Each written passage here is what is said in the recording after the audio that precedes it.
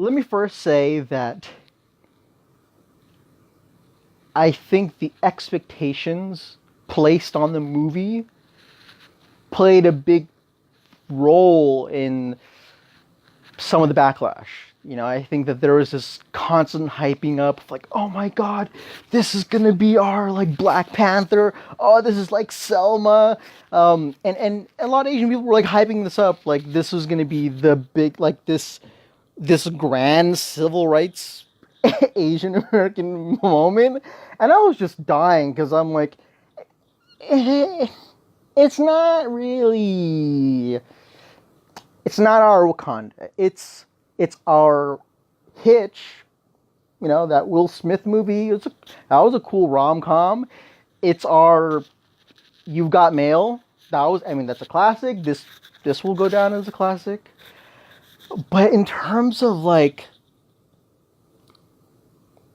I know that I can't expect this rom-com movie to be like super woke and breaking down the patriarchy and like I know it's not going to be that kind of film, right? So I had to come in there and manage my expectations.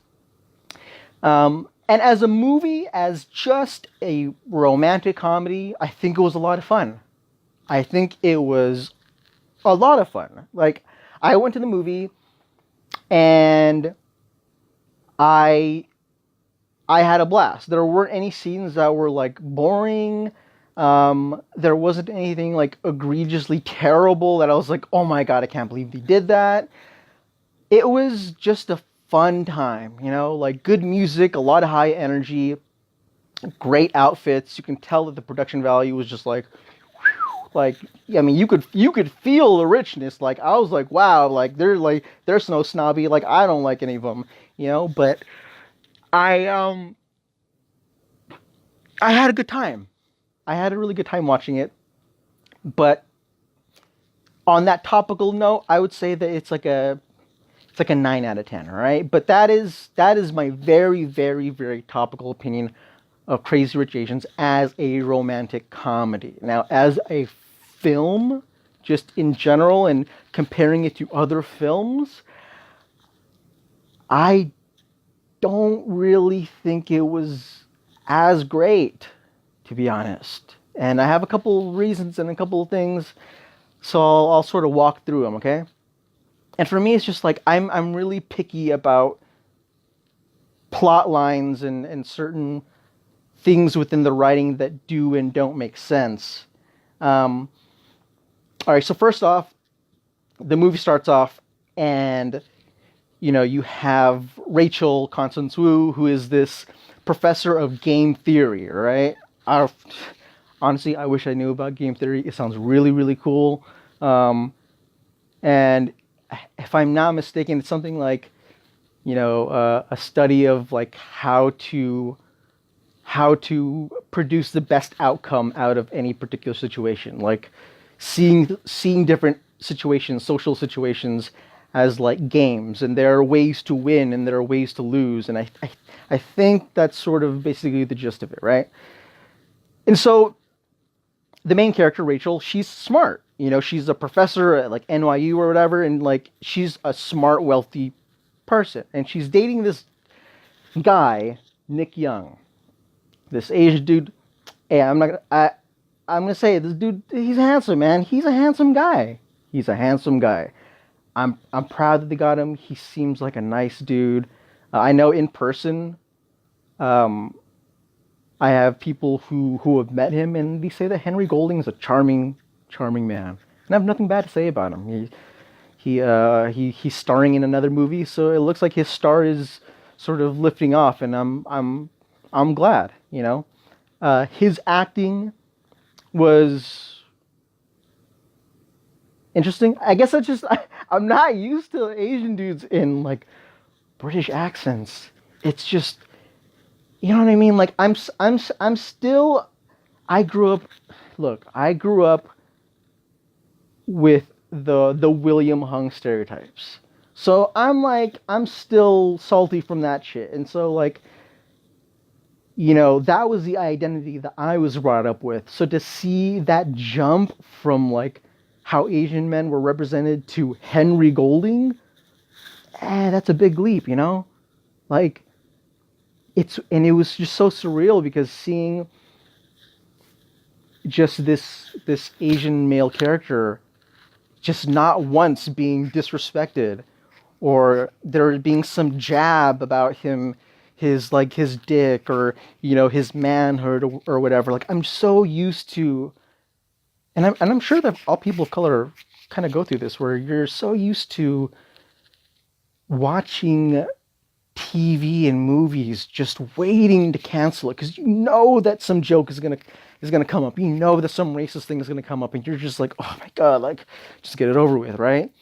I watched the movie and I didn't feel that once, and it's nice being able to watch a movie that you can just relax and just know that like you won't have to deal with bullshit. So on that level, it was definitely a monumental thing for me and a monumental thing for Asian uh, male representation. Now, back to the sort of story. Um, so Rachel is the super smart professor who teaches game theory, and she has this boyfriend named Nick Young, and she has no fucking idea that he's like stacked, like, like, like you're you're dating like Floyd Mayweather, and you don't even know that your boyfriend has Floyd Mayweather money. You know what I mean? It's like it's. I know that people can hide stuff, but in the movie, in the beginning, her boyfriend was spotted by two random girls who like, oh my god, like it's him. He's that famous guy, and they snapped a photo of him, and like, they snapped a photo of him sitting next to Rachel, and that was how word spread in the beginning of the movie. Like, oh my god, who's this mystery girl? Oh, how did she get this like super charming billionaire heir? And so it's just kind of it doesn't make a lot of sense to me that it's like like all these people know about your boyfriend, but you don't know about your own boyfriend. Like you didn't look him up. You didn't like. Again, in the movie they talked about how this Nick Young character, his family is so like stacked that they basically built they developed all of Singapore. Like that's how they were explaining his character, that they were so rich that they basically it's like you're dating a Trump or an Irvine. You know what I mean? It's like it doesn't. But again, that aside, I know I'm being like super picky about it. Whatever. I let it go. Sure, you're a super smart person. For some reason, you don't know about your boyfriend's like that he's like a fucking rich as hell person. Cool. So they get on the plane, go meet the family, and I think the characters were written well in the sense that they were relatable and it's like, oh shit, I know an Asian person like that, or oh, that actor guy, like that's he's making out with his girlfriend out in public and like they're super into PDA. Like I know Asian people like that, or the Asian cousin that was played by Ronnie Cheng, who's like super neurotic and he's like super superficial, and he puts his foot in his mouth like, oh, I know Asian people like that. It's like, so it's cool to see that for the first time. And even though these characters had their flaws, it wasn't racialized. It wasn't like there weren't any jabs. There wasn't any sort of racialized sleight of hand. But what else?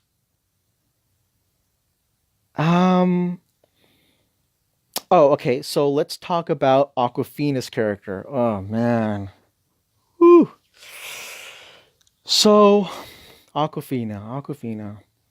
If you don't know who she is, Aquafina is a New York-based quote rapper, and she her genre was like comedy rap, like when Eminem does like his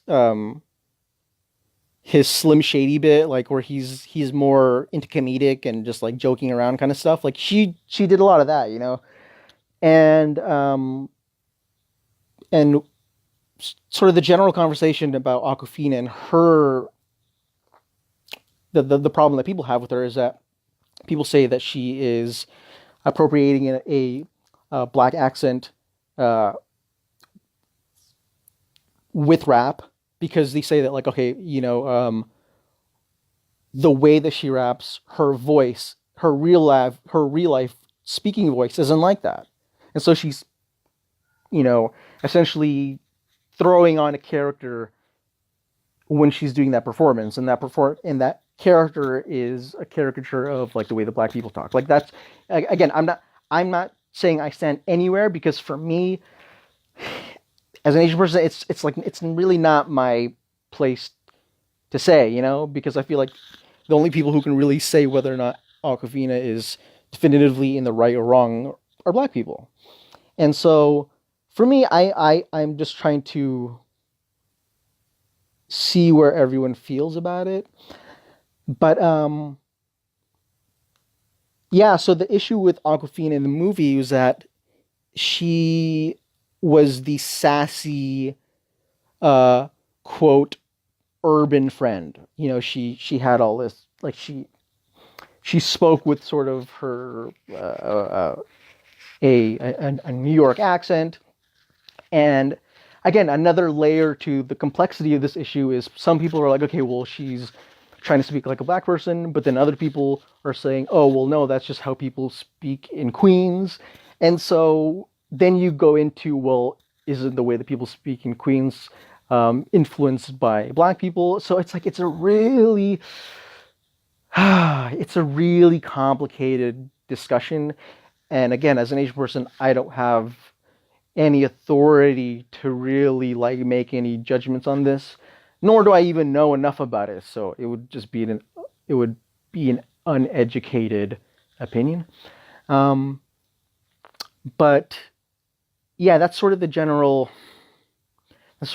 conversation revolving around Aquafina because a lot of people feel like she hammed it up for the movie, like even more so than when she turns that switch on when she's rapping. And so some people were like, you know what, like she's being problematic. Um, and other people are like, no, that's just herself, and she's just exaggerating her actual accent. Again, it is super complicated, and if you're interested in it, there's a discussion on Twitter and whatnot. But definitely, chime in. Let me know what you think in the comment section. Let me see. Bry Guy says, I don't think Aquafina appropriates rap Queen's culture because she knows where it came from and pays homage to it personally. You know what?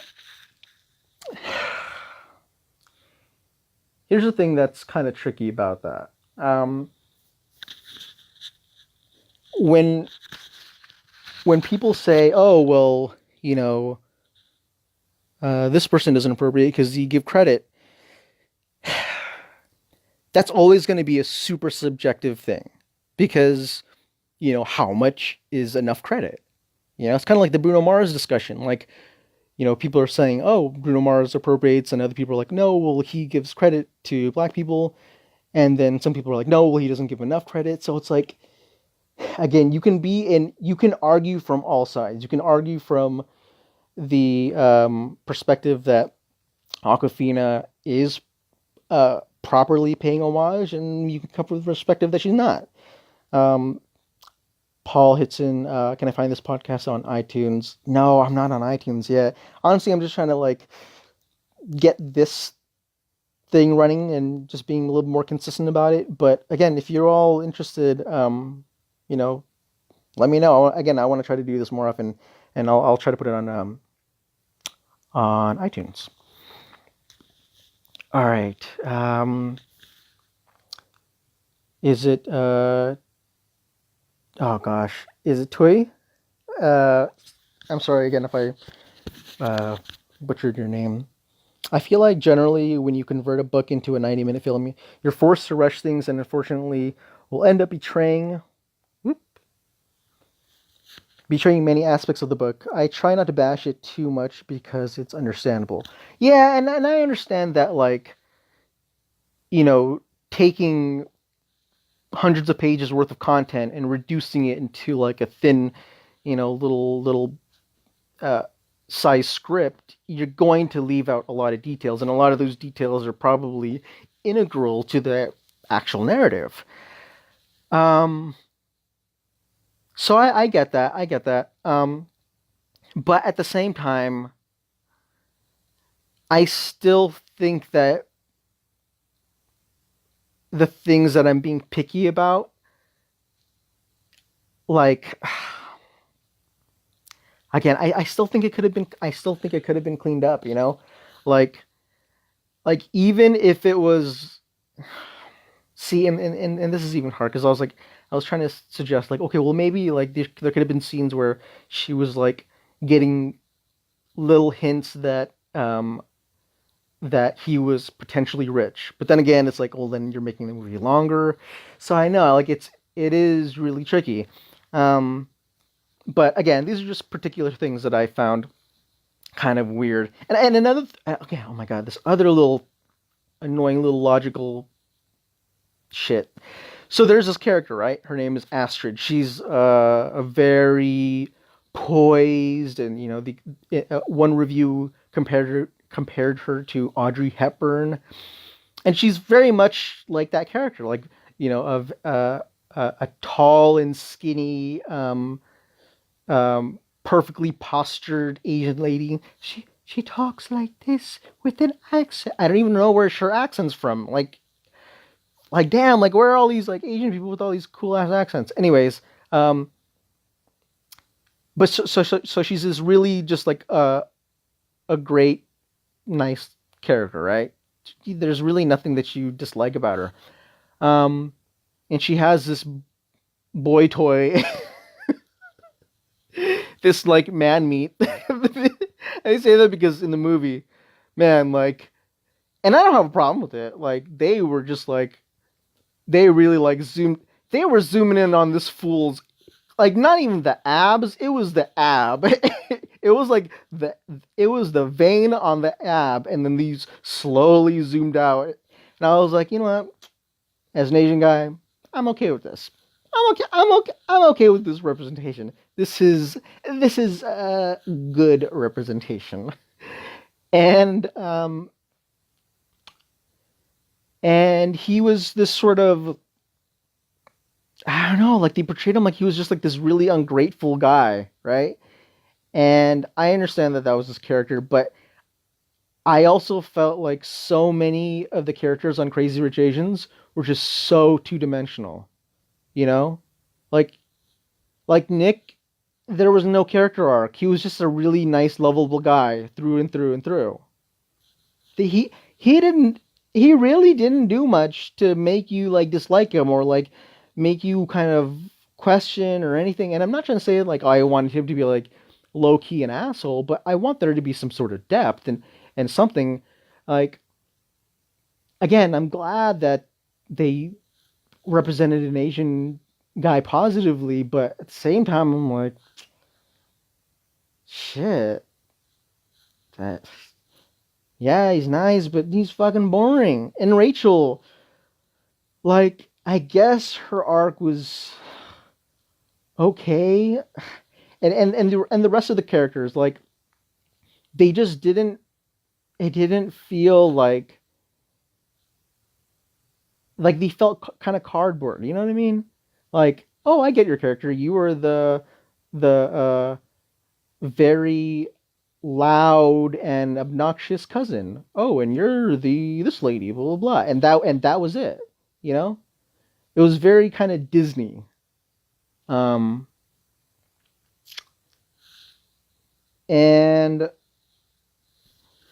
what else? Oh God! And so the ending. All right. Now, the more I think about the ending, the more I realize that. shit, man, that was kind of a clusterfuck. Like, okay, so here's how the ending. Here's how the ending is. Um,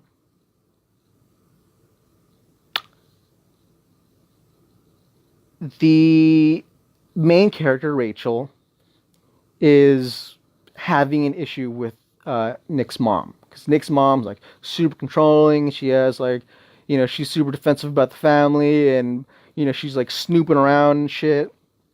And so the mom uh brings so messy. Just the level of the mess, oh my god, it is a disaster. Like she comes out with printouts.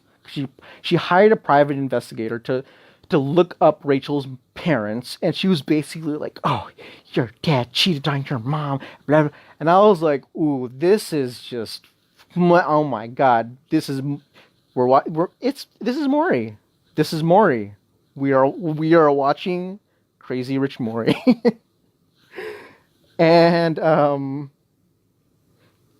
and I was like, okay, and then the grandma just like ate it up, and she's just like, "Oh, you're from a bad family, like get out of here." And it just felt so like weird, because like the grandma before was like, "Oh, you have a beautiful soul," and she like touched her face, Rachel's face, and she was like, "Oh, I like," she was giving off this vibe like, "Oh, I can see you in the family, like I've accepted you," and then the grandma just like flipped right away, and it's just, and I was like, okay, we're this is where we're going. Okay, let's just see how it goes.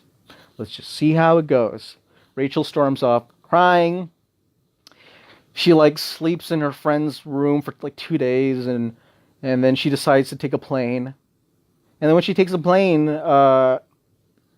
Perfect comes on, and he's like, it's giving me high key wedding singer vibes, where it's like, "Oh no, like you're leaving, but like I'm here on the plane, and oh, I'm bumping into people. This is awkward." Like I was just like, "Oh god, whatever. I'm dealing with it. Let's do this. Come on, come on, come on. What's going on?" And he was just like professing his love, and like he proposed to her. And or no, no, he didn't propose to her there. Wait, no, yeah, he did. Shit. Okay, okay, so before rewind, he proposed to her earlier, and she said no, right? Because she was like, "Oh, well, like, your family's this way, and I don't want to like intrude on that, so I'm gonna be leaving," right? So then he went on the plane. Okay, all right, so now it makes sense. Sorry. So on the plane, he proposes a second time in front of everybody, and you see these aunties like hee, like like giggling and stuff, and it's funny. It's a cute scene. Like it's good Asian American, not Asian American. It is good Asian wholesome fun. All right, it's sweet, but it just doesn't make sense. It still doesn't tie enough of the loose ends. Like, so he gets this ring, right? He gives her this green ring that's supposedly like a symbol of like, "Oh, let's start anew and like fuck what my mom said," or whatever. Or I don't know if it's that, or if that was the ring that the mom received from her husband. I guess I might have missed that. I think it was. But anyways, it was just like, wait, so back up. Hold on a second. Within the span of like a couple days, your mom, who hired a private investigator and was like, she was pigpen. She was pigpen from Charlie Brown. She was a mess. She was a mess. And you're telling me that the messiest character on the entire show magically changed her opinion? How? How? You painted her as this Cruella de Vil, this Devil Wears Prada, get me my coffee character, and then she unfolds like that.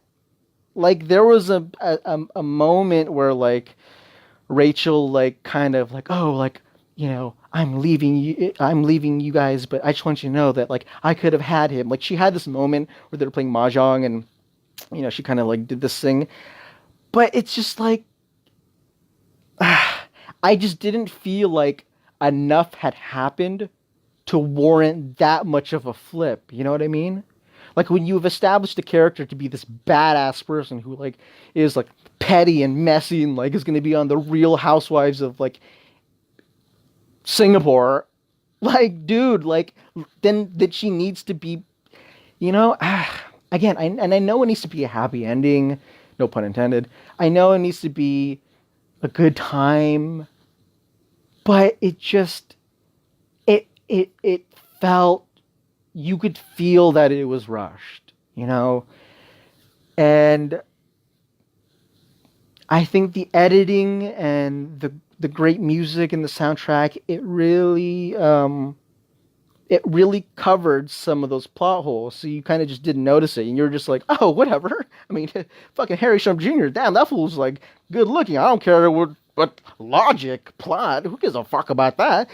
Hey, here's a cameo of another Asian person I recognize. Like, that was kind of what it was, And that's, like, I kind of liken it to Marvel movies. I know some of you are going to fucking hate me for this, but I think some Marvel movies are a lot more overhyped than they should be. Like, I don't think that the storyline of a lot of Marvel movies is all that great. And I think they're just really good at inserting witty little banter and like little one-liners, like, like, oh, this Avenger can't pick up Thor's hammer. Like, you know what I mean? It's like it's these cheap laughs and these cheap little like, oh, that's cute. Oh, it's a cameo. Oh, yeah. That's interesting. Okay. Like, and so it's like, I feel like it's a lot of low hanging fruit in Marvel movies, and I feel like in Crazy Rich Asians, there's some moments where I'm just like, cool. That's cool. Oh, I recognize that person. Oh, that's a really nice dress. Oh, I like that scene. Oh, that's cool. Ooh, I like this representation. You know what I mean? And again, maybe I'm being too picky, but again, this is my review of Crazy Rich Asians as a movie against all movies. If it was up for an award for, the category of best rom-com, then sure, I think it could win some awards. As a movie, I give it a 7.5 out of 10. Now, the looming topic of discussion is the impact of Crazy Rich Asians. All right? Because I know I mentioned it earlier about how it's not our Wakanda and it's not supposed to be our Black Panther moment. It is a good movie, and it's a landmark movie, and it's going to be one of those things that we're all going to remember, and they're going to fucking build a plaque in LA somewhere, and just we're going to talk about it forever, I guess. But don't mistake things that happen first with things that are actually truly groundbreaking. You know what I mean? And the thing is, a lot of people are saying that, like, oh, Crazy Rich Asians, it's going to open all these doors. Yeah, it will. It definitely will. Crazy Rich Asians will open a fuck ton of doors. But we also don't know what doors those are. We don't know if they're good doors to begin with. Let me give you a really good example, okay? And I wrote this in an article that I'm hopefully getting published in Neck Shark. So I wrote about Crazy Rich Asians. Is this. There was one person who opened the most doors for Asian Americans in Hollywood. The one person who probably more than anybody else opened more doors. Can anybody guess? I will give you all 10 seconds. Who do you think is the one person? 10, 9, 8, 7, 6, 5, 4, 3, 2, 1. Yes, yes, yes, yes, Mr. Kendrick, you are correct. Mr. Bruce Lee. Bruce Lee kicked open more doors than any other Asian American, right? Okay? Now just listen to me, right? Bruce Lee opened more doors because he also opened a market for an entire genre. I mean, this genre also paved the way for a lot of people who were non-Asian. You know, a lot of a lot of black actors got into the kung fu game. You know, guys like Jim Kelly, who were really sort of inspired by that movement in Hollywood started by Bruce Lee. So he opened a lot of doors, but what people forget is that not all of those doors were good. Because consider this, even though Bruce Lee started off in the 60s, right? His legacy and his impact had lasted 40 plus years, and it continues to impact us, right? Yes, he gave a lot of jobs for Asian people to star in these roles, but there was also sort of the backlash of, well, now everyone expects Asian guys to be like Bruce Lee. Now everyone thinks that this is what we want. And the reality is that even though there are a lot of people who want to be like Bruce Lee or act like Bruce Lee or do what Bruce Lee does, doesn't mean that everybody wants to. And if you followed the interviews and sort of words of a lot of Asian American men in Hollywood and actors, like a lot of them, especially a lot of older ones, they'll tell you about how, you know, in order to get in, they had to cut their teeth by, you know, taking on these kung fu roles or like these really stereotyped roles, or like, you know, they had to do like a wata, like, you know, like just so the impact is a lot more complicated than just, oh, like Bruce Lee did all this good. And I'm not trying to like implicate Bruce Lee. Like, I'm not trying to say this is any of his fault. It really is just like, you know, white Hollywood's fault. It was white Hollywood's fault for always expecting us to be like Bruce Lee when, you know, we don't want to be that way. And what I'm trying to say in relation to Crazy Rich Asians is that, yes, this is opening doors, but what doors are being opened? What is the expectation now? Because we live in a very different world than white people. In terms of like representation, in terms of Hollywood, in terms of what we're able to get. I mean, Crazy Rich Asians, a lot of the support of this movie came from the people. Look, tell me the last time that a Drew Barrymore movie had to be petitioned for and like had to gain support, and white people are, oh hey, like, you know, let's go bring awareness to this Drew Barrymore movie. Like how many times has it happened? Right?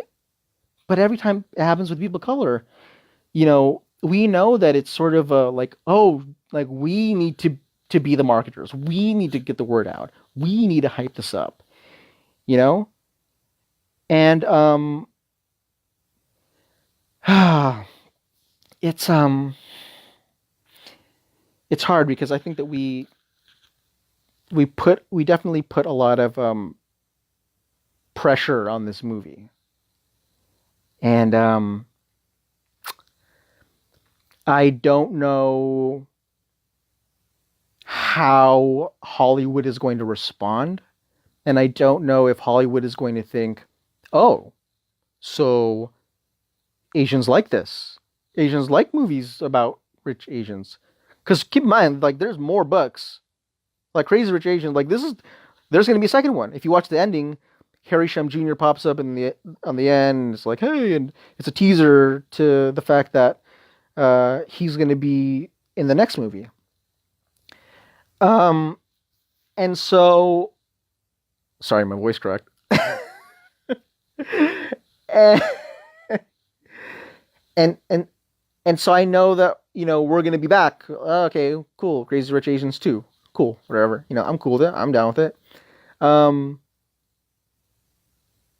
but it's like it makes me feel a certain way that it's like it took Asians being crazy rich. It took this story. It took this many stars in order for us to get a rom com. You know what I mean? A fucking rom com. And so, in one way, I'm like kind of miffed. I'm like,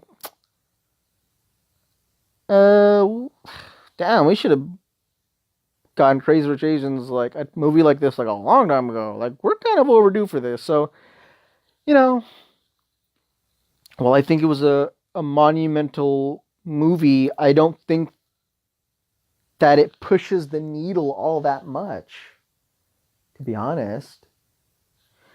Um, because I still think that the movie falls in line with the type of Asian people that non-Asian people are, or at least white people are comfortable with. Affluent Asians who are rich and, it's like, oh, I've seen those Asians, they're at the mall. Like, you know what I mean? Like, I feel like it's a movie that, you know, um, I don't know, I just think it was a good movie. I don't, I don't know if it'll have as positive of an impact. Um, and I say that because like there have been times where I've thought that, and I thought that it's like, oh man, this is going to change the game, but then it really doesn't. It's kind of like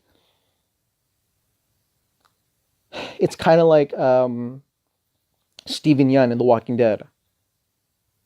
Dude, I thought that him being in The Walking Dead, being in an interracial relationship, him having a strong character type, and him being sort of a manly man, like I thought that that was going to be game changing, and I thought that Asian guys were just going to get like dope roles like left and right. And yeah, we have Crazy Rich Asians now, but it's like what happened to Steven Yeun. Like I barely hear from that dude.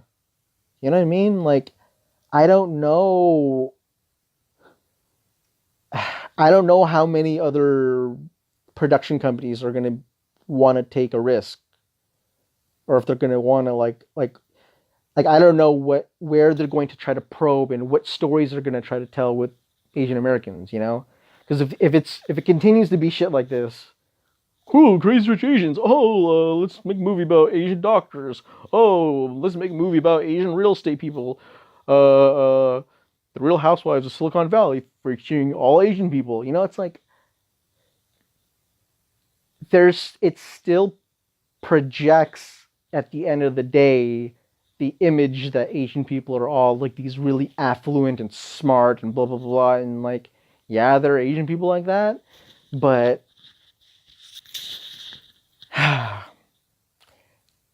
like for me, the way that I see representation, I don't see representation as I want to see people who look like who I am. I want to see people also who like you know uh, uh, represent folks who are not like me. People who were sort of pushed to the edges. Um, because that is, in my opinion, how you humanize people of color. Like when you represent them in just a more complex way. Like if you talk about Asians who are like, who have like disabilities, and you have about Asians who are like, who are who might be autistic, or Asian people who might, again, like I know this, I know realistically speaking, like knowing Hollywood, that's a tall thing to ask. But I don't know. I'm not impressed by the rich Asian, the affluent Asian, the smart Asian thing. Like it's akin to saying like, oh, here's a movie about Mexican people, like they're hard workers. It's like, oh, okay, that's like a good stereotype. Okay, like I want something different. Like, and it's like how a lot of other people of color feel. Like, we don't want to only be seen as like one particular thing. Like that's why I think it's so cool, this resurgence, for example, of of shows like was it On My Block or Chewing Gum, where you're showing these people of color, but they're like quirky or they're different or they're just something like they have personality, and it's not like this masturbatory like, oh, we're just gonna make us look so good and so flawless and so cool. Like I don't know, I like more relatable characters, but that again, that's just me. So yeah, I give Crazy Rich Asians about 7.5 out of 10. um Let's see what people are saying. Kendrick Maya is saying, yes, Kim's Convenience is so funny. All right, so I need to watch it. I tried watching it a little bit, but like I got sleepy. But I definitely need to watch it. Person Ning says, Fresh Off the Boat's Asians are pretty average money wise. Yeah, yeah, and I think I I definitely like that. I mean, I like that aspect. Um, and I actually think that Fresh Off the Boat is a pretty well written show. I guess I just kind of just fell out of it, just mainly because I I don't know. It just I watch a lot of shows and I kind of just like bounce off. Hi Judy. Please say hi back. I look up to you, dude. Thank you, Judy. Judy, perhaps this is time for me to let you know that if you want to hang out, I'm on a Facebook group called Lag Fam. Lag Fam was produced by me, and again, I don't know. I think that you. I don't know if you're on it, but look it up. It's Facebook. Just look in the search bar, Lag plus FAM, and you can join. We're having a lot of really cool discussions there, and I comment there a lot more than over here. So check it out. William Alexander Morrison says, I feel eager for more representation, but also acknowledge that it's not this movie's sole job to do that. Yeah, so I understand that Crazy Rich Asians isn't supposed to be this representation of like everybody, right? But that's the thing, is that it was trying to hype itself out as like, oh, it's like the Asian movie with the sun. You know what I mean? Like, again, I know that didn't come from the director. I understand that. But again, that's why I'm saying, or that's why I was talking about, like, there were just a lot of like plot holes and a lot of things that just didn't make sense for the characters, and those are the reasons why I didn't give it as high of a score, like in terms of the legacy shit, like in terms of whether or not it's going to be super impactful, whatever, that is like a bonus. Like that is just how I feel. And to be honest, like I was mentioning earlier, the legacy of Crazy Rich Asians can't be told now because we don't know what the ripple effect is like. We need to see The Rock skip across the ocean several times for us to see, like, okay, well, let's see how far it's traveled. Like, let's see, you know what I mean? Like, we don't know if it is really lifted off. Like we haven't seen like, oh man, like all these actors and actresses from those movies are getting all these roles, and like, oh my god, like, Constance Wu's in Avengers, she's like beating up Thanos, like, you know what I mean? Like it, we need to the proof is in pudding. We need to see the pudding. Don't see the pudding. We don't see the pudding. Um. Let's see.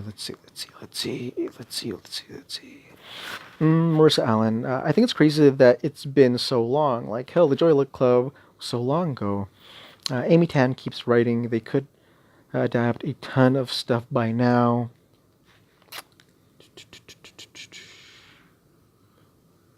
Clarence Deng. Sorry to Bother You is a pretty good use of Steven Yeun.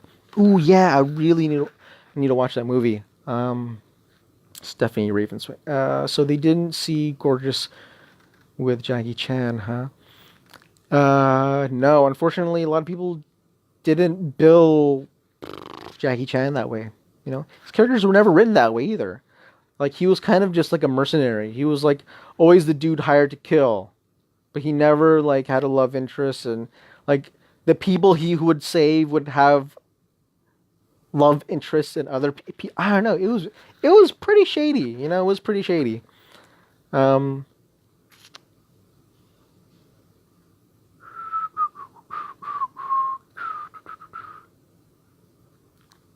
see. If anybody has any questions, any other thoughts about the movie, Alexander Cal, can someone save me $10 and tell me if this shit is worth it? If I super dislike upper class Asians, then you're probably going to dislike it. But again, like I said, it's a good time. It's a good time, and the reality is, like, white people aren't expected to have like super woke movies all the time, and people of color are, or at least we feel that way. And I think I'll end on this point. I think the reason why people of color are so hard on themselves on a movie like Crazy Rich Asians, and why I'm being really like a very, very stingy asshole about it, is because, like I said earlier, media impacts people of color differently. A bad movie comes out with white people, white society isn't changing. Nothing's going to happen. If a movie bombs with like all amazing white actors, no one gives a fuck. Like that has no impact on white people. You know what I mean? Like when it comes to people of color, if one person fucks up enough, then it becomes a sting on everybody.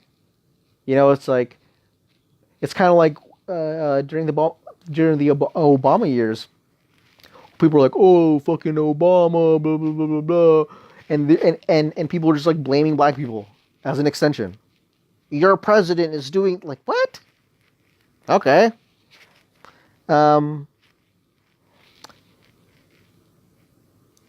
And so I know that movies like Crazy Rich Asians, whether we want to admit it or not,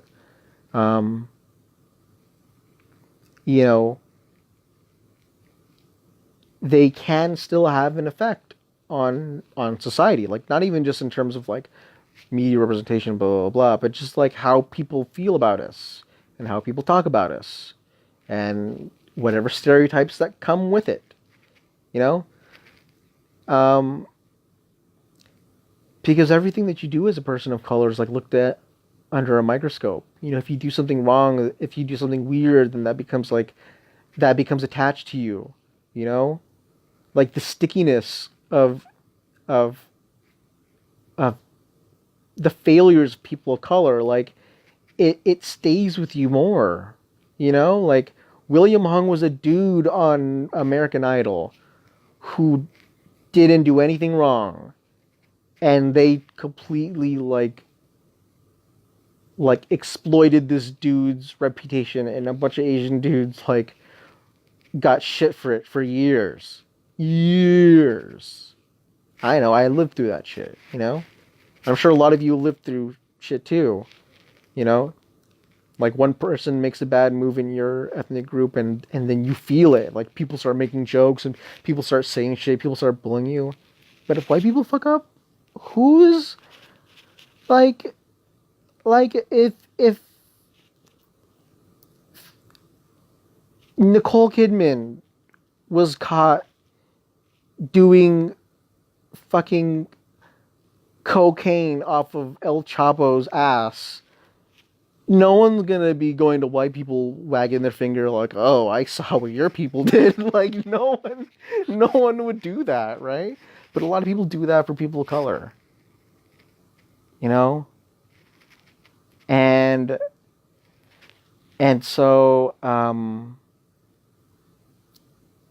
guess, like I said, I think the reason why a lot of people of color are just really picky about this stuff is because we know that not necessarily that it will have an impact or it will like ruin things for us and oh my god, like Crazy Rich Asians came out and now everyone's treating me terrible. Like I know it's not going to happen like that, but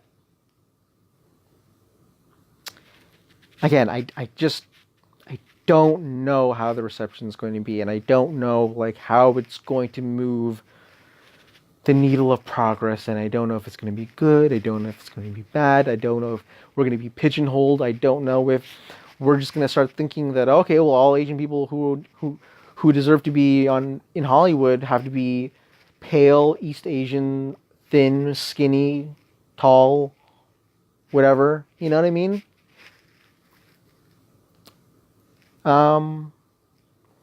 Because I've noticed the way Asian representation in the media has changed, and I could see that there's definitely a look. Like there's definitely a look, and it ain't Indian people, it ain't brown Asian people, it ain't people who are not a size 0. So, as much as we want to also say that Crazy Rich Asians has no responsibility to change up the game, historically speaking, Crazy Rich Asians is still very much in line, following the same recipe that a lot of other shows and these movies take on. So, again, I know I'm being really picky.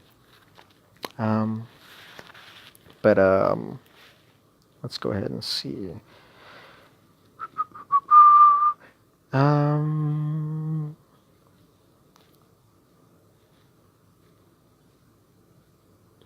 Manatee says, I've read the Crazy Rich Asians book 2 years ago, did not finish reading it. What? Why didn't you? Was it that bad? Kendrick Mai. I also recommend Into the Badlands with Daniel Wu. Honestly, his acting is a bit in my opinion. But I'm still a fan. But there are other characters that are really dope. All right, Kendrick. Look. Listen. Are you listening? All right. What you just said is so fucking true. And I felt so bad. Like, oh, God. Again, that's another thing that's hard being a person of color. Is like, sometimes it's like, there's so little representation that like, when there's something available and you're just like, I'm not really into this, but if there's an Asian person and they're being portrayed well, I'm gonna watch it. Like Into the Badlands is cool and like there's like cool fight scenes and stuff like that. But that Daniel Wu acting though, it needs to be tightened up a little bit. Like there's something a little too. Hi, I heard you calling. What? Why did you do that? I'm gonna fight you now. I'm an assassin, and I don't like this. I'm grabbing my son now. We are leaving. Like, it's just, he feels robotic. He doesn't, yeah, I get it. He's an assassin. He grew up with, like, he has no heart or whatever.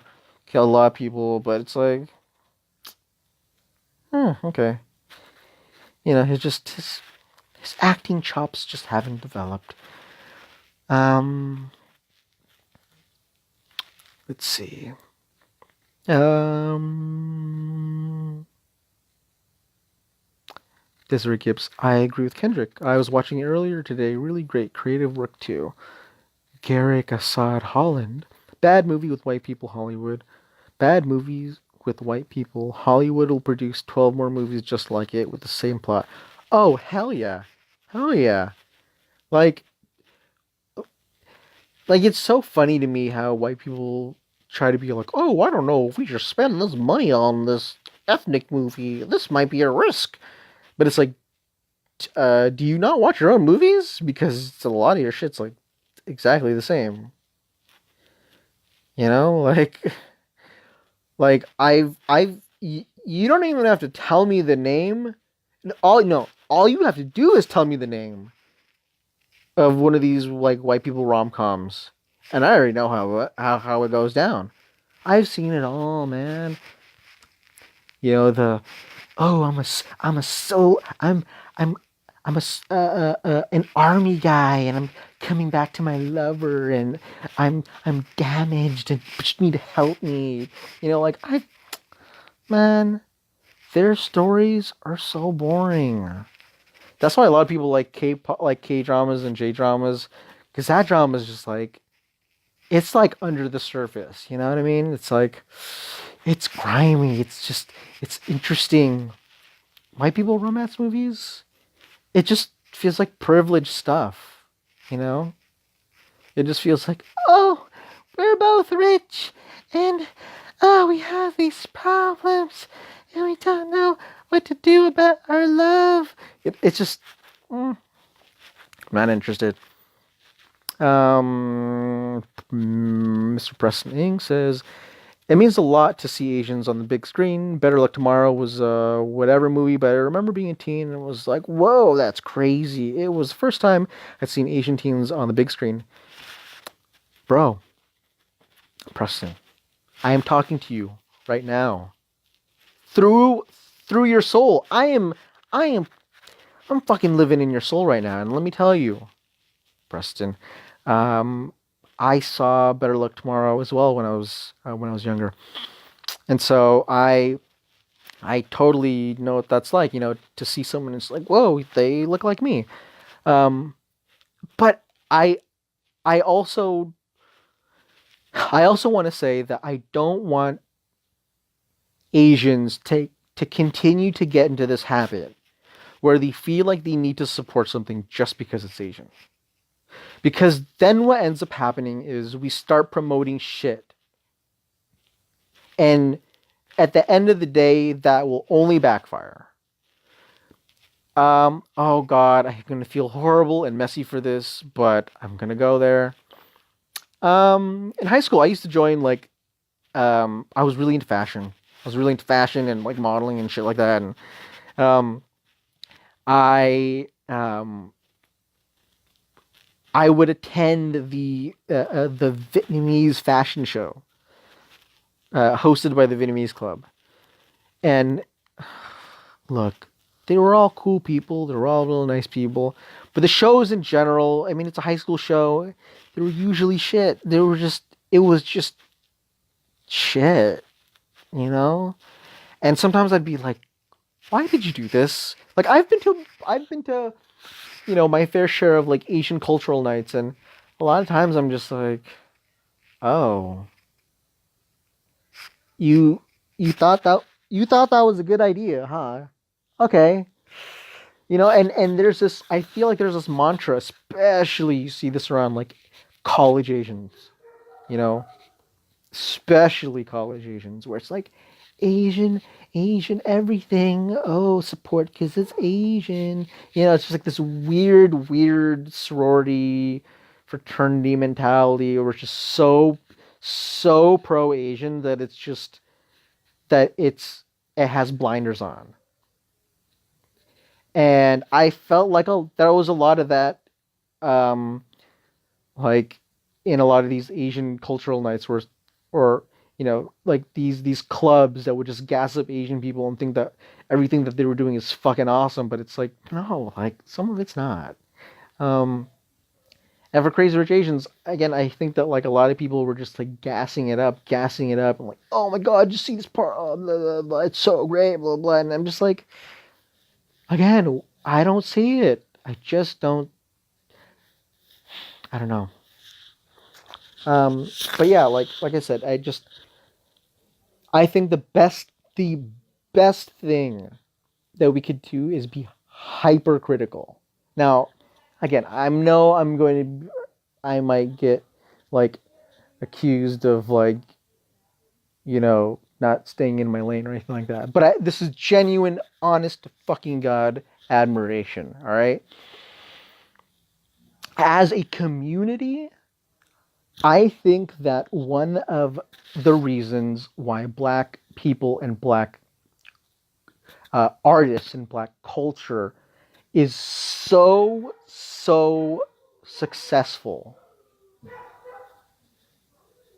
is because I feel like black communities are a lot more honest with each other. I feel like Asian people know this, that we are so obsessed with saving face. We are so obsessed with appearing like we've kept with the Joneses, that everything's okay, and that we're all getting along, that our families are great. Perfectly embodied by the character in Crazy Rich Asians, the Ronnie Cheng character, or actually a lot of the characters. It's like everyone is trying to like front like their lives are like great, And I the thing that I admire about the black community is when art comes along, like an artist releases a single or a movie comes out. There is a lot of discourse and a lot of like picking it apart about like why this movie or why this thing is good and bad and blah, blah, blah. And there's a lot of like discussion. And it's not to say that Asian people aren't having these discussions, but I feel like there's just a general sense that Asian people think that we all need to get along, that everything needs to be like this unison, like pan Asian, everybody fucking loves Raymond, everybody fucking loves everybody kind of thing. And I think that that's great for getting your name out there, but I don't think that it's great for changing the game. I don't think that it's great for pushing the needle. I don't think that it's great for breaking, like really smashing through doors. And that goes back to the whole Crazy Rich Asian things. I think that it's opening doors, but I don't really think that they're like, it's a huge leap, Like I said, yeah, all right. Let's see. Marissa Allen. I just love John Cho. Stephanie Ravenswing. Nicole Kidman's dad hunted Aboriginal kids in Australia too. Damn, really? God, I didn't know that. Kendrick Maya said, the look is still Western features. Oh, hell yeah. Oh my gosh, like, again, that's another thing. Like, the people on Crazy Rich Asians are like good looking people and whatnot, but again, a lot of them had, in at least the stylings, they did have a much more Western look. Which again, it's fine, I guess. I don't know. I'm kind of whatever about it, but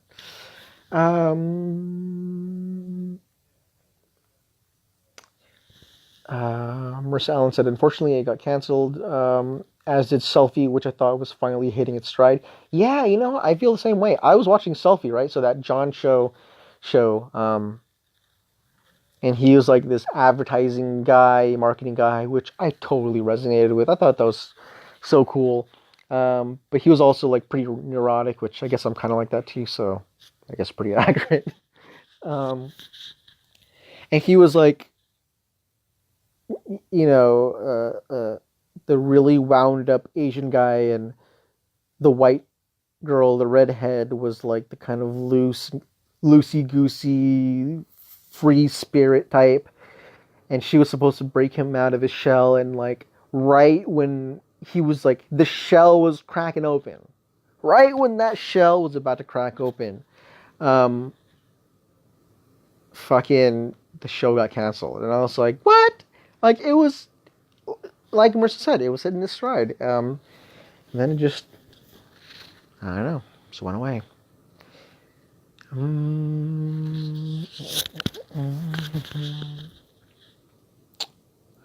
I'd like to see Rain do more films.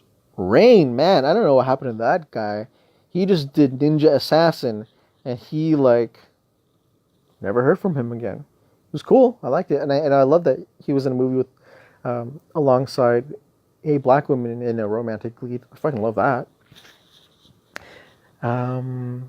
Desiree Gibbs, the Daniel Wu impression on point.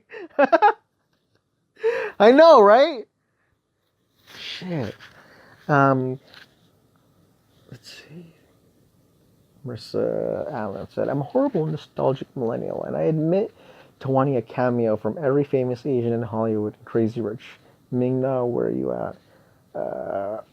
Yeah, like, I think it was cool, you know, to have like a bunch of these little Asian cameos and whatnot. And it was nice because it's like the more Asian people that sign on, the bigger the production gets. So it was kind of cool to see a bunch of people kind of just jump in and like, oh hey, I remember that Asian guy. Oh, I remember that Asian guy. Like, you know, it was kind of like the greatest hits of all the Asian people who are currently in Hollywood. Melanin Moore, I like that. I agree with the K-drama part. I started watching them because I was tired of the same shit. LM Jax, I've read all the Crazy Rich Asian books. Yeah, it was trite and soap opera, but it was fun and held my interest. It was a fun beach. It was a fun beach-like read in a good respite from the beginning of Chitolini's reign.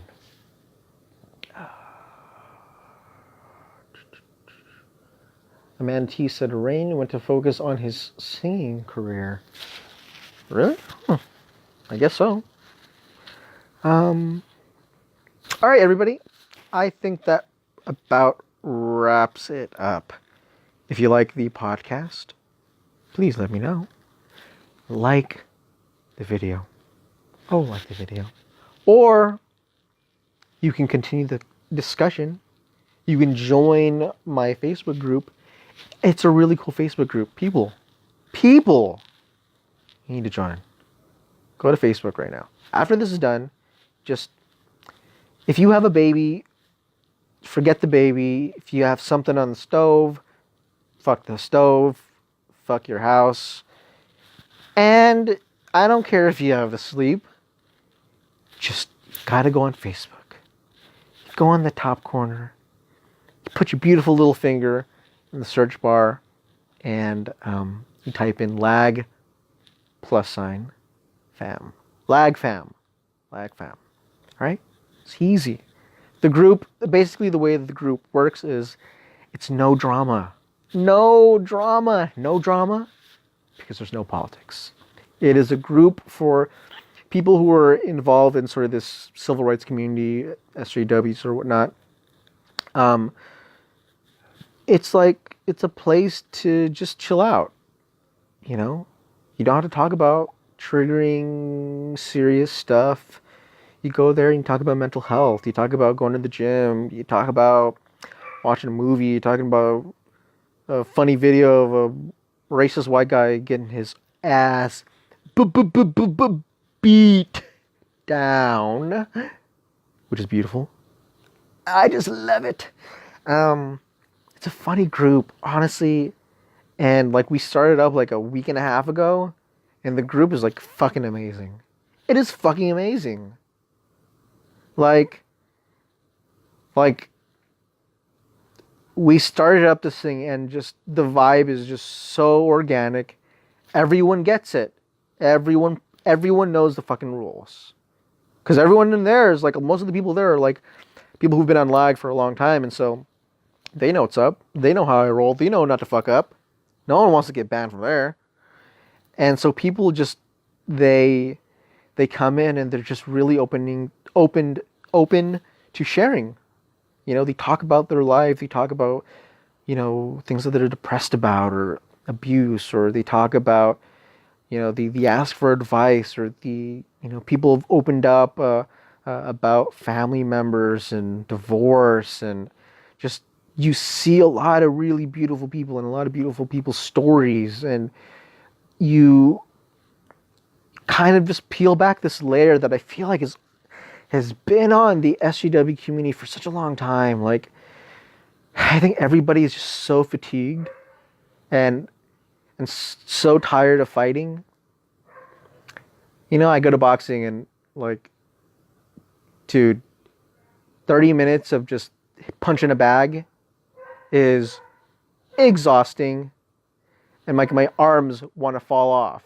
My arms want to rip off and just fucking, I don't know.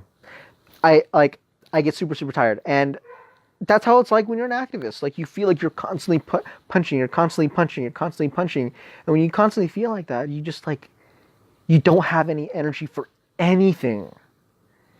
And sometimes you need that refresher. You need that opportunity to, like, have a chilly towel to put over your forehead, and, like, ice cool Gatorade, and a bench to sit on, and be like, hey man, like, welcome in, sit down, and just hang out. If you want to talk about politics, we have another group called, and Stephanie is listing it down below, called Lag Town Hall. Now, Lag Town Hall is a group for civil rights stuff specifically, because a lot of you have, like, would send me messages and, like, hey, talk about this, post this, blah blah blah. Now you don't have to do that. If you want to talk about stuff, you want to, like, bring it up to the community, we have a group that you can do it, and you can talk to people. You, like, it is a platform for you. And unfortunately, Facebook, like, has been really dickish, and they've not been showing my page a lot to the people who follow me. But groups show up on your timeline a lot more. So if you follow these groups, you're more likely to encounter similar content, because they're all groups. Both these groups are created by me. And so you can trust that, like, it's not going to be trolls, it's not going to be problematic shit. You can just hang out. And you can bounce between the two. You can go to Lag Town Hall, get your fight on, post some articles about, like, racist shit, and post, like, just vent, and just, like, you know, fuck all these, like, white supremacists, blah, blah, like, whatever you want. Just get loud, get angry, do whatever you want. That is your screaming box. You can post that. But then, when you want to relax, when you're tired, when your arms are restless, come on down to Lag Fam. Our doors are open. We'll greet you with a beer or a beverage of your choice. We can take you to gym class, which is a thread where all of us encourage each other to go to the gym and to get healthy. We post selfies, we talk about what we did for the workout, we like each other's photos, we encourage each other. Or you can go to another thread where we share music, new music. What are you listening to? What are you into? What's cool? What's hot? You can go to another thread where all we do is vent. Vent about your day, vent about your mom, vent about your work. Or you can go to another thread where we talk about meetups. We plan actual fucking meetups. And we actually do. I met people who were in Dallas, like, this week. Like, that's how I watched Crazy Rich Asians. I watched it with people from that group. Do you realize, like, how cool that is for, like, the SJW community to kind of just, like, not be beefing and not be, you know, engaging in this, like, really toxic behavior, and we're actually just hanging out and, like, talking about a movie. You know, we're planning with the Dallas people over here. We're planning to, like, I don't know, go out to eat, get Korean food or something like that. You know, just, like, meet people, be friends with the people in this community. Like, we're so so much of us have so much to offer than just hot takes and receipts and think pieces. So much of us have, we have interesting jobs and interesting lives and cool families and cool interests and we can network together and we are our own support system. And so when I created this group, I saw this really dynamic, passionate community on lag, and I realized that, like, we should do something about it, and we should build something beyond just people who comment on the same page. But now I want to take a step further and create an environment where people of color can kind of just like frolic in the fucking fields of this group and just be normal and just say however you feel without fear of being zucked and having your comment and your profile erased or, getting trolled. Like, you have that on the group. So, yeah, definitely join. I think you'll love it. And thank you all for joining the Woke Fu podcast. This is episode 5, the Crazy Rich Asians review, which I give a 7.5 out of 10. I love you all. I love you all. If you have an idea for something else you want me to talk about for the next podcast, honestly, I'm open to whatever. Reviews, all that shit. All right? Have a nice night, everybody. I love you.